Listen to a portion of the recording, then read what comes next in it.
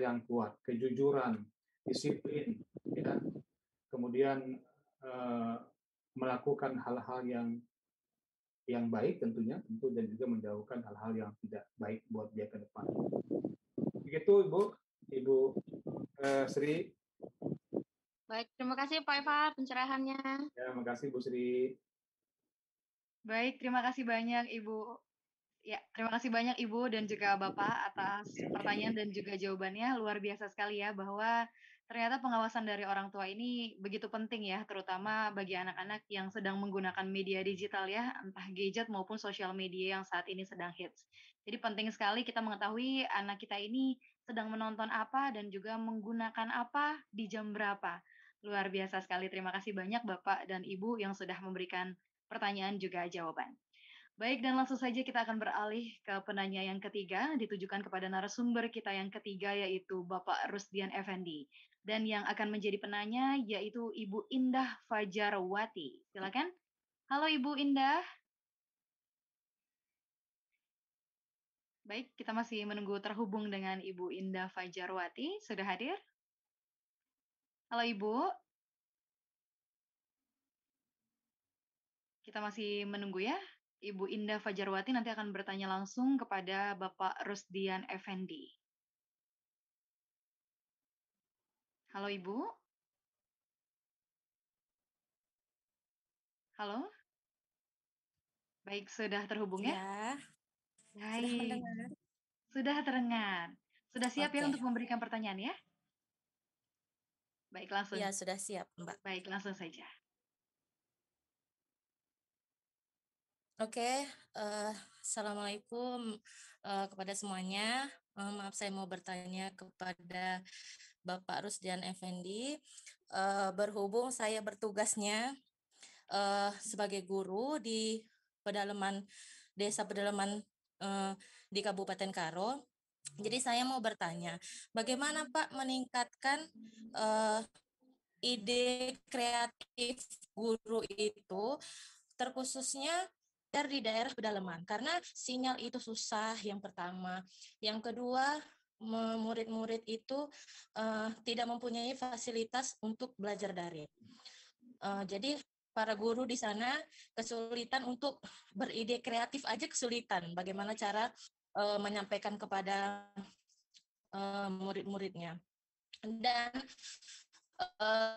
satu lagi Pak, bagaimana cara meningkatkan motivasi supaya tetap mempunyai ide kreatif selalu, biar supaya tidak buntu dan selalu bersemangat dalam literasi digital. Terima kasih Pak.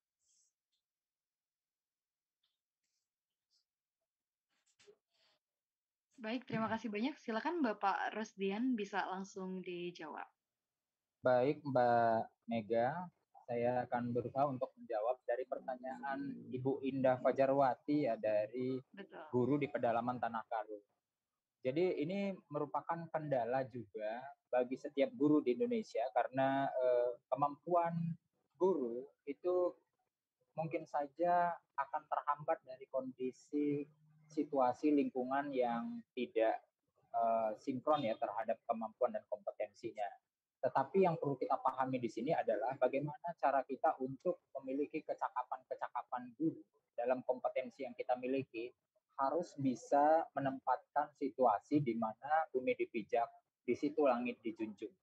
Jadi kalau kita berbicara tentang pengajaran kita dalam forum PJJ ini, pemerintah juga sudah menganjurkan buat kita semua sebenarnya harus daring ya, pembelajaran daring.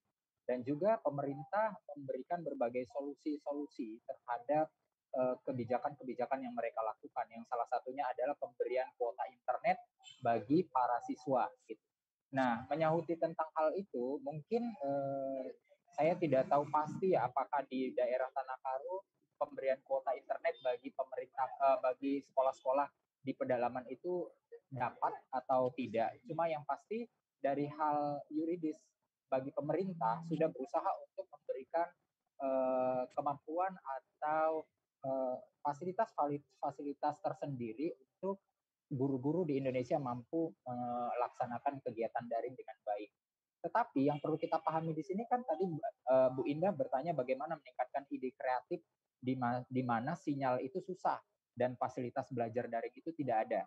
Nah, kalau memang tidak ada dari pemerintah, maka kita lihat dulu situasi dan kondisi yang ada di daerah tersebut. Kalau seandainya daerah tersebut adalah daerah pedalaman, secara pemikiran kita tidak di kota. Kalau di kota kan perkembangan COVID itu memang cukup cukup zonanya itu sangat, ada yang merah gitu, bahkan ada yang hitam. Mungkin kalau di daerah pedalaman kondisi ini bisa PJJ divariasi dengan dua variasi. Mungkin pembelajaran daring divariasi dengan pembelajaran luring karena pergerakan COVID di sana tidak sama dengan wilayah perkotaan. Nah, disinilah kita harus bermain ide kreatif itu gitu. Nah, kalau wilayah kota kita kan setidaknya penggunaan kebutuhan HP tiap keluarga itu pasti ada.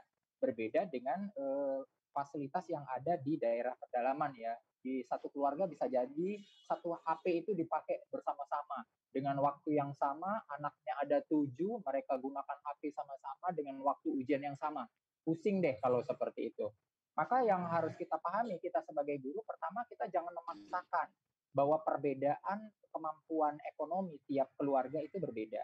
Jadi bagaimana guru membedakan kemampuan itu dan mencari titik di mana siswa yang lemah, kita harus memberikan media yang berbeda agar ide kreatif itu akan muncul gitu. Jadi tidak kita samakan semua anak gitu.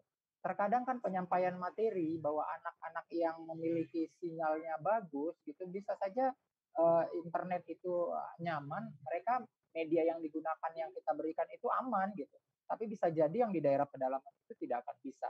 Jadi kalau meningkatkan ide kreatif itu mungkin dari daerah yang muncul akan muncul ide-ide baru. Katakan saja ya, kalau di daerah Tanah Karo itu kan tinggi ya, dingin, kemudian pegunungan, indahnya pemandangan, bagaimana fasilitas lingkungan itu mampu menjadikan sarana belajar buat mereka gitu. Jadi Ibu bisa, saya rasa kalau namanya WA di Indonesia ini tidak akan pernah tidak ada gitu. Jadi kalau siswa di Indonesia ini menggunakan WA itu udah sarana terkecil gitu. Jadi Ibu bisa pakai voice note, kemudian Ibu dari voice note itu Ibu buat videonya, kalau nggak bisa video, Ibu foto-foto dan dikirim ke siswa gitu. Jadi banyak cara-cara idenya untuk menyampaikan materi itu gitu. Kalau cara meningkatkan motivasi untuk membentuk ide kreatif, itu akan muncul seiring dengan bagaimana Ibu dan kerja tim dalam MGMP di sekolah untuk membentuk suatu program kerja yang baik. Mudah-mudahan dari situ nanti akan sharing bersama guru yang lain membentuk sebuah ide gitu. Ada banyak, misalnya seperti kalau di guru bahasa Indonesia sering ada ini lomba-lomba baca puisi gitu. Gak ada salah kita buat ide kreatif untuk membelajarkan pembelajaran puisi dari anak. Anak kita buat semua puisi, kita kumpulkan jadi satu dan mereka satu sama lain menjadi media belajar gitu. Jadi puisi yang mereka ciptakan itu akan kita olah menjadi puisi berantai. Jadi menarik buat mereka semua gitu. Jadi ide-ide kreatif itu akan muncul pada saat sesuatu itu mendesak. Yakinlah, kalau sesuatu yang mendesak akan muncul ide kreatif yang timbul. Karena seperti saya ini bukan guru yang terbaik menurut saya, tetapi sesuatu yang mendesak di kebutuhan siswa akan memberikan solusi atau ide-ide lainnya bagaimana para siswa itu mampu untuk bisa memahami kita. Jadi tidak ada satu hal yang tidak harus bisa berubah. Jangan khawatir. Saya rasa guru-guru di pedalaman itu adalah guru-guru yang muncul dari perkotaan. Mereka lulus PNS mungkin dari kota pindah ke desa. Jadi pengalaman-pengalaman di kota itu akan memunculkan ide kreatif yang cukup jitu gitu.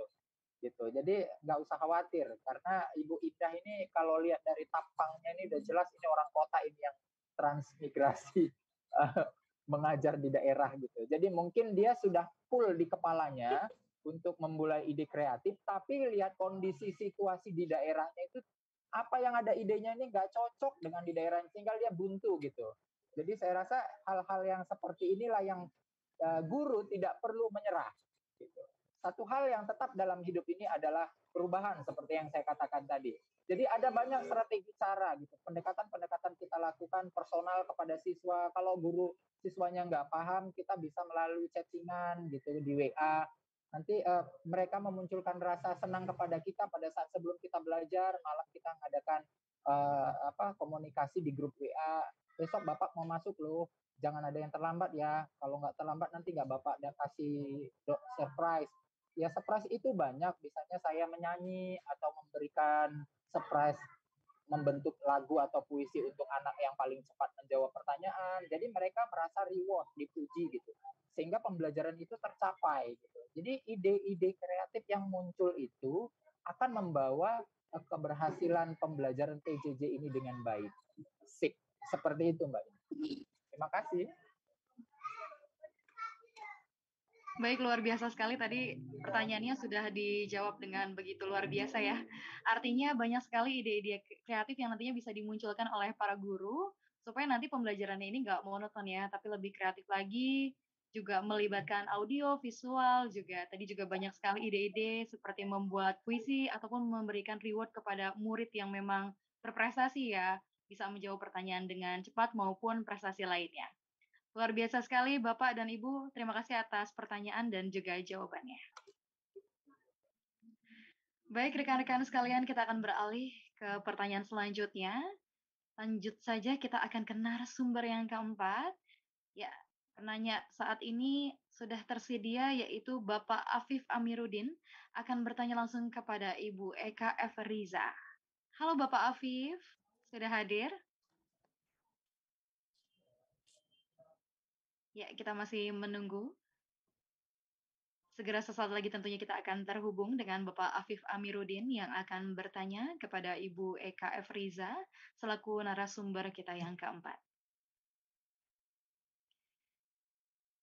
Baik, sambil menunggu saya juga informasikan kepada Bapak dan Ibu sekalian, nanti di sesi akhir kami akan menginformasikan 6 orang penanya beruntung yang nantinya akan mendapatkan imani juga, berhak mendapatkan imani juga, dan nanti mohon untuk on cam ya.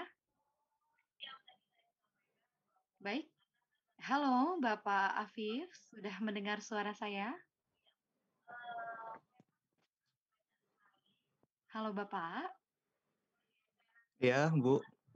Baik, sudah terhubung ya. Baik, Bapak Afif Amiruddin akan bertanya langsung kepada Ibu Eka F. Riza. Bapak silakan untuk pertanyaannya.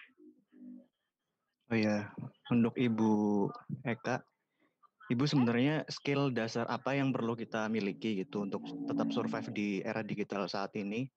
Terlebih untuk usaha-usaha yang UMKM itu Bu kayak kan banyak yang tertinggal gitu loh Bu soal pemasarannya, dan mungkin bisa bagi-bagi tips soal bagaimana cara kita membangun personal branding yang baik di internet gitu. Terima kasih Bu.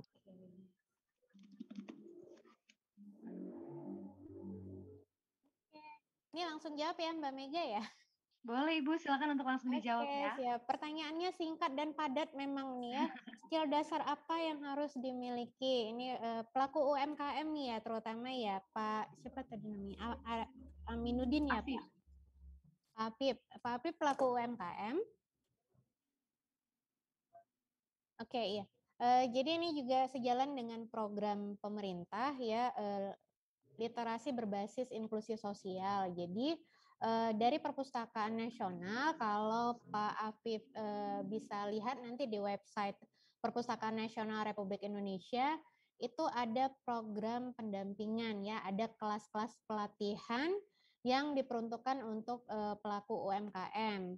Mulai dari dia pelatihan produk, mungkin ya berupa pelatihan kerajinan tangan ataupun hal-hal yang berbasis kemasyarakatan gitu. Jadi daerah tersebut memiliki potensi apa gitu. Kemudian nanti dari Perpustakaan Nasional itu biasanya dilakukan pendampingan, pelatihan mulai dari pembuatan produknya, pengemasannya, hingga pemasarannya gitu. Dan pemasaran ini tidak hanya di dalam kota saja, tapi juga lintas provinsi bahkan ke luar negeri gitu. Jadi sebenarnya kalau ditanya skill apa yang harus dimiliki, dari saya itu pertama niat untuk mencari tahu gitu. Jadi mencari tahu informasi itu tidak hanya dari televisi, radio, surat kabar, tapi juga bisa menggunakan jejaring sosial. Maka saya sarankan Pak Afif atau teman-teman yang lain itu berkoneksi dengan teman-teman yang lain yang berada di luar sana sesuai dengan kebutuhan Pak Afif. Nah, Perpustakaan Nasional itu dia sekarang program untuk meningkatkan berbasis inklusi sosial. Jadi meningkatkan taraf hidup masyarakat dengan mengembangkan potensi yang ada di masyarakat. Apalagi dengan adanya corona ini kan banyak sekali masyarakat yang kehilangan pekerjaan, kemudian perekonomiannya lesu gitu kan. Beraktivitas itu kan tidak bisa lagi seperti dahulu kita kalau misalnya berdagang ataupun menjual produk kita melalui pasar tradisional atau yang lainnya, tapi sekarang sudah berbasis digital. Nah, banyak sekali link-link yang tersedia, jaringan-jaringan yang tersedia yang bisa mengakomodir hal tersebut. Tinggal Pak Afif mencari saja link mana yang cocok sesuai dengan passionnya Bapak, produknya Bapak, dan juga market targetnya itu seperti apa gitu. Nah, lihat aja Pak, di Perpusnas itu ada program pelatihannya. Kemudian juga silakan datang ke perpustakaan kota ataupun kabupaten terdekat dari lokasi Bapak gitu. Karena di beberapa daerah di Sumatera Utara itu sudah ada transformasi perpustakaan berbasis inklusi sosial. Kalau di Sumatera Utara itu baru 3 kabupaten, Deli Serdang, Sedang Bedage dengan Rantau Prapat. Nah, itu ada sekitar 40 desa yang diikutkan untuk program berbasis inklusi sosial. Bisa bergabung atau melihat teman-teman yang lain. Bisa dilihat Pak di blognya. Kebetulan juga di Perpustakaan Nasional melaksanakan pendampingan tersebut. Karena perpustakaan nggak cuma tempat belajar Pak, tapi juga tempat untuk mencari ilmu, mencari jaringan, kemudian kita juga bisa mengembangkan usaha yang kita miliki gitu. Ada kelas-kelasnya Pak gitu. Silakan saja untuk datang. Gitu. Oke ya Pak Afif. Oke cukup Mbak Mega. Baik, luar biasa sekali Ibu. Terima kasih banyak atas jawabannya ya. Artinya segala sesuatu yang harus kita lakukan, pastikan kita memahami passion kita terlebih dahulu, pastikan kita juga memahami tujuan kita, terlebih untuk UMKM, pastikan mengerti dulu nih target market kita seperti apa ya Bu ya. Iya sih. Baik, luar biasa sekali. Terima kasih banyak Ibu atas jawabannya, dan Mas Awif terima kasih banyak juga atas pertanyaannya. Kembali Mbak Mega. Baik Bapak Ibu yang sudah hadir, saya informasikan kembali nanti di sesi akhir kami akan menyebutkan 6 orang penanya beruntung yang tentunya berhak juga mendapatkan e-money dan nanti mohon untuk on cam ya. Sebelum saya mengakhiri sesi pada siang hari ini, saya akan menyapa kembali, berbincang kembali dengan KOL kita. Halo Mbak, sudah hadir? Halo Mbak Mega, sudah. Iya. Halo Mbak Nina. Mbak Nina, sebelum kita berbincang, saya mau sedikit menyimpulkan apa yang tadi sudah disampaikan oleh keempat narasumber kita ya. Baik. Iya, gimana Mbak? Boleh? Ya, saya bantu simpulkan terlebih dahulu. Jadi sesuai selaras dengan apa yang tadi sudah disampaikan oleh narasumber, sesuai juga dengan judul kita pada hari ini yaitu tantangan dan peluang media pembelajaran di masa pandemi. Di mana tantangannya ini banyak sekali siswa dan siswi menjadi lebih tidak semangat dalam belajar sehingga pembelajaran pun tidak efektif jadinya ya. Tapi ternyata tadi narasumber kita memberikan berbagai solusi, berbagai peluang yang bisa Bapak Ibu guru lakukan terutama supaya pembelajaran ini bisa jauh lebih efektif. Di antaranya memilih untuk menggunakan media pembelajaran yang tidak monoton tadi ya. Jadi juga melibatkan visual, melibatkan auditori, melibatkan juga texting. Dan juga yang paling penting, jangan lupa untuk selalu terus menggali ide-ide kreatif ya, karena banyak sekali hal yang bisa kita lakukan, bisa mengubah media sosial menjadi media pembelajaran. Dan juga tadi diinformasikan oleh narasumber kita bahwa ternyata komunikasi bukan hanya dengan anaknya saja atau dengan siswanya saja, melainkan juga harus berkomunikasi dengan orang tuanya. Karena orang tua yang paling tahu keadaan anak di rumah ya. Dan juga tadi yang terakhir di sini juga saya note bahwa penting sekali kita memberikan informasi kepada siswa mengenai etika-etika belajar secara digital. Bahkan bukan hanya belajar, tapi juga meeting online. Tadi juga disebutkan salah satunya untuk tidak mengobrol dengan orang lain, untuk tetap on cam, dan juga mendengarkan. Baik, dari paparan narasumber yang tadi sudah disampaikan, boleh diceritakan apakah Mbak Nina sendiri merasa ada hubungan nih dari apa yang tadi sudah disampaikan oleh narasumber dan boleh nih ceritakan kepada kita semua seperti apa?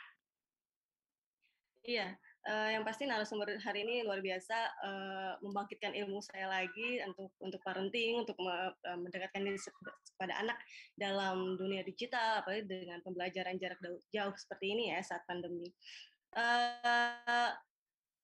Memang butuh kesabaran dan yang pasti untuk jadi orang tua itu harus mendengarkan apa maunya anak, gitu. Tidak melulu maunya ibu gitu atau maunya.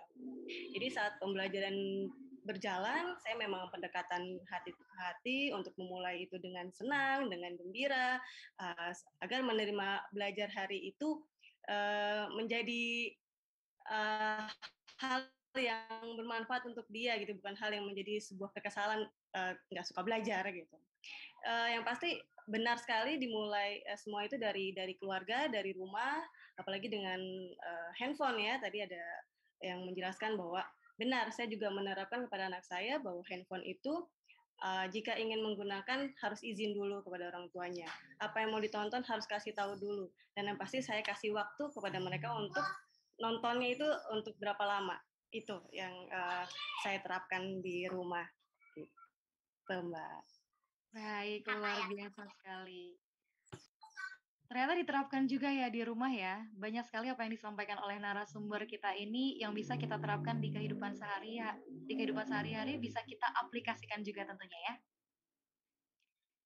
Baik dan luar biasa Iya, sekali. Mbak benar Nina tetap sekali. stay. Tadi Mbak Nina tetap stay karena segera sesaat lagi kita akan menginformasikan 6 orang penanya yang tentunya bisa mendapatkan imani juga ya. Oke, segera nantinya tentu akan ditampilkan oleh tim di layar monitor ya. Baik, juga tadi saya sudah menyimpulkan 4 materi narasumber yang sudah diberikan, mendapatkan insight yang begitu luar biasa pada hari ini. Semoga apa yang disampaikan bisa dirasakan manfaatnya. Karena memang literasi digital ini menjadi satu hal yang penting ya, mengajarkan kita untuk tidak konsumtif, melainkan mengajarkan kita untuk bisa selalu produktif, terutama di masa digital ini. Karena kita tahu bahwa banyak sekali ya orang-orang yang mungkin sudah cukup stres menghadapi pandemi ini, tapi bagaimanapun kondisinya, kita harus tetap semangat, tetap harus selalu menjaga kesehatan, tetap produktif dalam beraktivitas dan juga bisa melakukan berbagai kegiatan kreatif seperti yang sudah dilakukan oleh Pak Rusdian, membuat sebuah YouTube channel, menginformasikan berbagai media pembelajaran melalui YouTube channel, melalui video. Bukan hanya siswa dari Pak Rusdian saja yang bisa melihat, tapi juga berbagai orang, berbagai siswa yang ada di seluruh Indonesia bisa melihat apa yang disampaikan oleh Pak Rusdian. Luar biasa sekali. Materi ini juga nantinya bisa Bapak dan Ibu sekalian lihat di YouTube channel kita, di Cakap Digital. Nanti bisa diulang kembali, bisa dilihat kembali, bisa dipelajari kembali. Apapun info menarik yang disampaikan oleh narasumber, tentunya semoga bisa bermanfaat dan juga bisa menambah ilmu kita. Baik, dan selanjutnya segera sesaat lagi kita akan menginformasikan 6 penanya yang bisa dan juga mendapatkan imani ya, yang juga akan mendapatkan imani nanti akan dibacakan langsung oleh KOL kita. Segera sesaat lagi akan tampil di layar. Dan kembali juga saya informasikan bahwa acara pada hari ini tentunya dibuat dan juga dilaksanakan oleh tim dari Kemeninfo untuk menambah insight baru bagi kita, terutama menghadapi era digitalisasi. Baik, kita masih menunggu terlebih dahulu untuk 6 list penanya beruntung yang mendapatkan imani. Tadi sudah ada 4 penanya yang bisa bertanya langsung dan sudah berhak mendapatkan imani. Dan juga kami informasikan kepada rekan-rekan untuk absen terlebih dahulu, link absennya sudah tersedia di kolom chat. Silakan untuk diklik ya. Baik, kita masih menunggu sejenak terlebih dahulu. Juga saya informasikan bahwa acara ini tidak hanya sampai dengan hari ini saja, melainkan akan berlangsung nantinya sampai dengan bulan Desember. Bagi Bapak Ibu sekalian yang ingin selalu mengikuti berbagai webinar, silakan untuk update saja di Instagram kita juga. Nanti bisa lihat jadwal-jadwalnya dan bisa melakukan registrasi. Dan nanti bagi 6 penanya, juga kami persilakan untuk on cam ya, supaya terlihat nih wajah semangatnya, wajah bahagianya karena bisa mendapatkan imani tentunya. Baik, kita masih menunggu dari tim untuk menampilkan 6 penanya. Segera sesaat lagi tentunya akan ditampilkan. Bisa bersiap-siap untuk 6 penanya yang tadi sudah memberikan pertanyaannya di kolom chat komentar Zoom kita pada siang hari ini. Baik, dan tentunya juga saya kembali mengucapkan terima kasih kepada narasumber kita, keempat narasumber kita yang luar biasa sekali.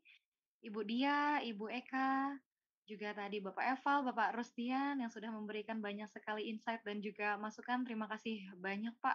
Informasinya sangat bermanfaat tentunya untuk kita semua ya. Semoga bisa selalu bermanfaat dan bisa kita aplikasikan di dalam kehidupan sehari-hari. Juga tadi kalau boleh, oke sudah ternyata ya. Baik, silakan kepada Mbak Nina untuk disebutkan nih siapa saja 6 penanya beruntung yang berhak mendapatkan imani juga. Ini sinyalnya agak kurang bagus nih, Mbak. Jadi belum muncul jernih di tulisannya. Oke. Sudah terlihat atau perlu saya bantu? Oke, yang pertama ada Yusrida Nasution, ada Zafar Salim, ada Ayu Az-Zahra, ada Amrina, tidak terlihat Muhammad. Siapa nih, Mbak? Muhammad Natsir ya? Oh iya, Natsir. Ya, Bapak Muhammad Kembali Natsir. turun, Mbak. Baik, luar biasa sekali. Baik, terima kasih banyak. Selamat kepada 6 penanya yang sudah ya, yang tadi sudah dibacakan tentunya ya, dan nama-namanya juga sudah tersedia. Saya bacakan ulang. Ya, ada Ibu Yusrida Nasution, juga ada Bapak Zafar Salim, kemudian ada Ibu Ayu Azahra, kemudian juga ada Ibu Amrina, Bapak Raharzo Soni, juga ada Bapak Muhammad Natsir ya. Baik, kita foto terlebih dahulu ya. Boleh silakan untuk on cam.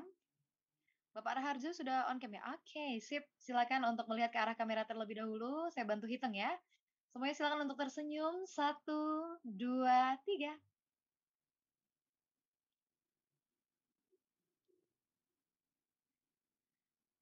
Baik, oke, luar biasa. Sudah. Baik, luar biasa sekali. Terima kasih banyak Mbak Nina tentunya sudah disebutkan tadi ya, sudah dibantu disebutkan. Baik Bapak Ibu sekalian, rekan-rekan yang sudah hadir, demikian rangkaian demi rangkaian telah kita lalui bersama. Sungguh menjadi kesan yang tentunya teramat indah bagi kita semua pada hari ini yang sudah menyaksikan webinar Literasi Digital 2021 tentang tantangan dan juga peluang media pembelajaran di masa pandemi. Akhir kata, saya Ega, pucuk pauh di 5 batu, anak 9 di tapak tangan. Biar jauh di negeri satu, hari ini hilang di mata, tapi di hati jangan. Akhir kembali, wabillahi taufik wal hidayah, wassalamualaikum warahmatullahi wabarakatuh.